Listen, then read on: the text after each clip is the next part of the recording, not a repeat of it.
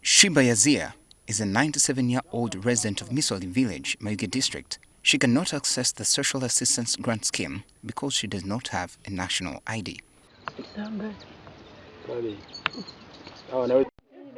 Nalmansi Namugaya, a resident of Bugembe village, Budumbuli zone in Jinja, is another senior citizen living in a deplorable state and who also cannot access the social assistance funds because she does not have a national identity card. This widow, living with her 4 grandchildren, had her late husband's property taken over by his relatives. Life is difficult for the family and many times feeding is a problem. The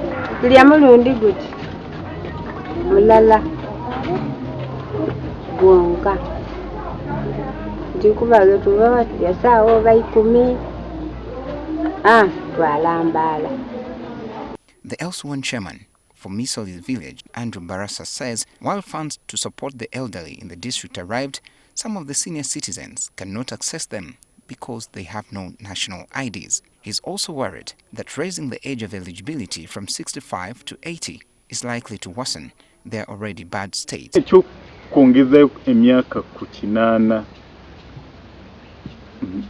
Sanchez nivandigendedda ku 7 kubanga kati abantu abali myaka egyo abakadde bangi nati obwo busente badde bubakwatiriddeko. It has made matters worse because life expectation in Uganda does not go up to that side. How comes that now the government makes it 80? So there's very little chance for the people to reach 80 years. So most of them die before they even reach 70. Remember some of the districts, for instance in Karamoja, the threshold was at 60 years and above, and in other districts it was at 65. Now, for purposes of covering all the districts, the threshold has been raised to 80. So this will only affect the new districts which are coming on board. But of course, this has been occasioned by the fact that resources are limited, but the government is considering continuously reducing the threshold as we secure funds.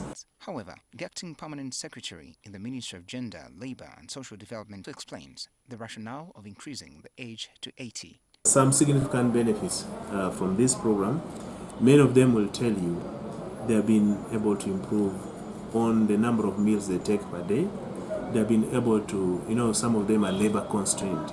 So with this little money, they have been able to hire labor to get people to help them do work which they could not do on their own. Some of them have even invested this money. You go to some household and find somebody showing you, God, this is what I bought, it has multiplied into a cow.